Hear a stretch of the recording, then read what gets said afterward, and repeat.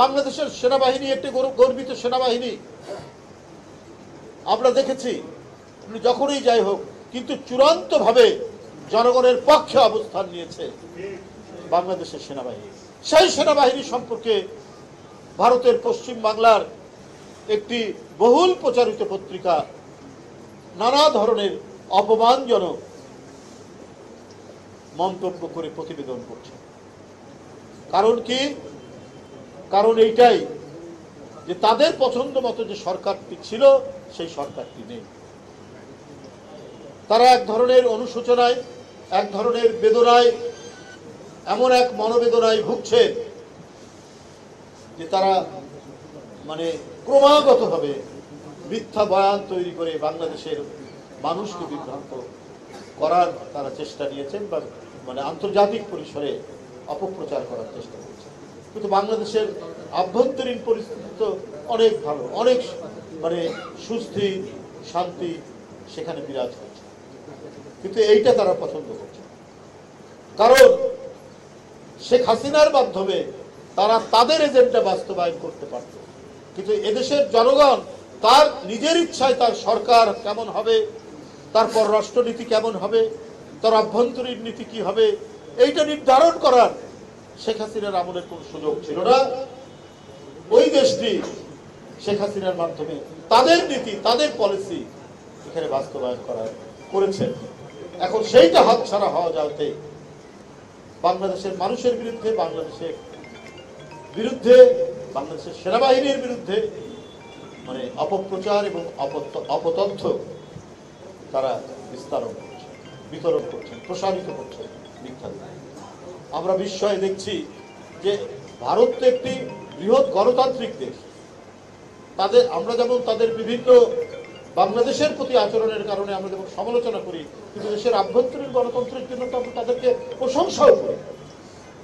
তাদের যে ডেমোক্রেসির internal beauty, তার জন্য তো আমরা তাদেরকে প্রশংসাও করি। কিন্তু তাদের আমি দেখছি সেখানে আনন্দবাজার পত্রিকা তো নিজেকে সেকুলার পত্রিকা বলেই বলে, কিন্তু আমি ওখানে দেখেছি যারা সেকুলার বলেও দাবি করে তাদেরও অত্যন্ত গভীরে কোথায় যেন একটা সাম্প্রদায়িকতা কাজ করে।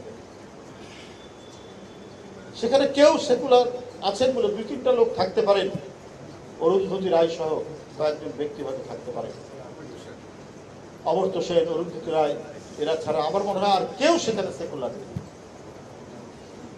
হিন্দু মুসলমান সম্প্রীতির এক উজ্জ্বল উদাহরণ হচ্ছে বাংলাদেশ, ভারত না, বাংলাদেশ সেটা উদাহরণ। সেইখানে তারা শেখ হাসিনার পতনের পর একের পর এক কথা বলে অপপ্রচার, অপতথ্য দিয়েছে। বন্ধুরা আমার, আজকে এই সব বিষয়গুলো তো সামনে আছে, সুতরাং অত্যন্ত সতর্কতার সাথে তো ডক্টর ইউনূস সাহেবের অন্তর্বর্তীকালীন সরকার, তাকে তো রাষ্ট্র পরিচালনা, আর রাষ্ট্র পরিচালনায় যারা দায়িত্বে আছেন, সে বাচ্চা ছেলেই থাকুক আর সিনিয়র মানুষরা সবার প্রতি তো আস্থা রেখেছে মানুষ, কিন্তু মানুষের আস্থার সংকট হতে থাকবে। আপনার যদি বৈষম্য বিরোধী ছাত্র, তাদের যে অবদান, সেই অবদান তো আমরা গর্বের সাথে সবসময় উল্লেখ করি, এবং আপনাদেরকে সমর্থন করতে গিয়ে আমরাও তো ঘরে বসে থাকিনি, আমাদেরকেও তো জেলে যেতে হয়েছে ওই আন্দোলনে, আমার মতো আরো অনেক নেতাকে। এবং 5 তারিখে শেখ হাসিনার পতনের আগের দিন পর্যন্ত আমরা ডিবি অফিসে রিমান্ডের মধ্যে ছিলাম, কিন্তু আমরা তো কেউ ক্ষমতার শেয়ার চাই।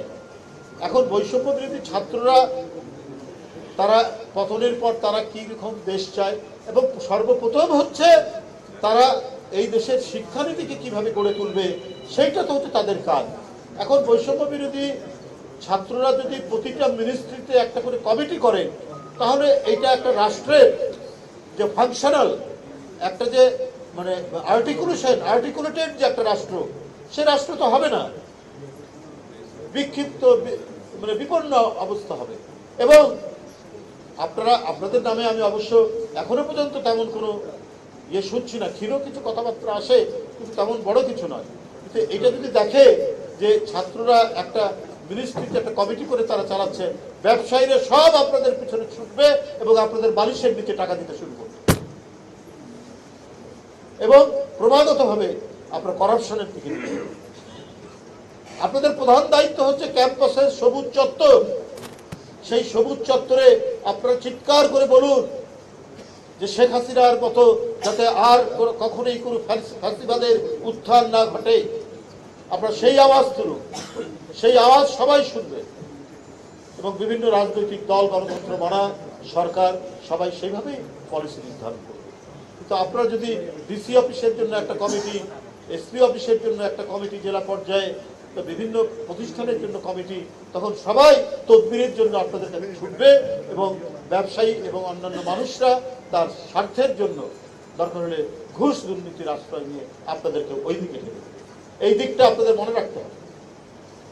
যার যেখানে ওই যে একটা কথা আছে না, বন্যেরা বনে সুন্দর, শিশুরা মাতৃ করে, তাই ছাত্র যারা তাদের জায়গা হচ্ছে ক্যাম্পাস। ক্যাম্পাসে আমাদের যে ঐতিহ্য, ভাষা আন্দোলন থেকে শুরু করে এদেশের বহু অর্জন এবং বহু নির্মাণের স্থপতি হচ্ছে ছাত্ররা। আপনারা সেইখান থেকে কি করণীয় হওয়া উচিত সেই বিষয়গুলো আপনারা বলুন, এই কথাগুলো যেন না আসে। অনেকেই এটা বলছে, আমি জানি না কতটুকু সত্য, তবে অনেকেই বলছেন যে প্রতিটা মিনিস্ট্রির জন্য নাকি বৈষম্য বিরোধী ছাত্রদের কমিটি আছে, হ্যাঁ, দায়িত্বপ্রাপ্ত লোক আছে। তারপরে আপনার বিভিন্ন জেলাগুলোতে ডিসি অফিস, এসপি অফিস, এগুলো কিন্তু একটা রাষ্ট্রকে ফাংশনাল হতে দেবে না। রাষ্ট্র কিন্তু এলোমেলো হতে শুরু করবে। সুতরাং আমরা 5ই আগস্টের অর্জনকে যাতে একটা সমন্বিত করতে পারি, আমরা যাতে এটা এমন একটি পরিস্থিতি তৈরি করি যে একটা আধুনিক বাংলাদেশ, একটা গণতান্ত্রিক বাংলাদেশ, যেখানে প্রত্যেকটা মানুষের কণ্ঠের উচ্চারণ যাতে স্বাধীনভাবে থাকবে এবং একটা মানুষ তার মত প্রকাশের স্বাধীনতার ক্ষেত্রে সে কখনোই আইন শৃঙ্খলা বাহিনীর টর্চারের মুখোমুখি হবে না, সেই বাংলাদেশ আমরা গড়ব। তাতে অর্থনীতি বিকশিত হবে, আমাদের সামাজিক অগ্রগতি ত্বরান্বিত হবে, আমরা একটা সুন্দর সমাজ ব্যবস্থা তৈরি করতে পারব। আজকে ঠিকানা বাংলাদেশ আপনাদেরকে নিয়ে যে অনুষ্ঠানটি করছে, আমি তাদের সকলকে আন্তরিক শুভেচ্ছা জানাচ্ছি। আবারও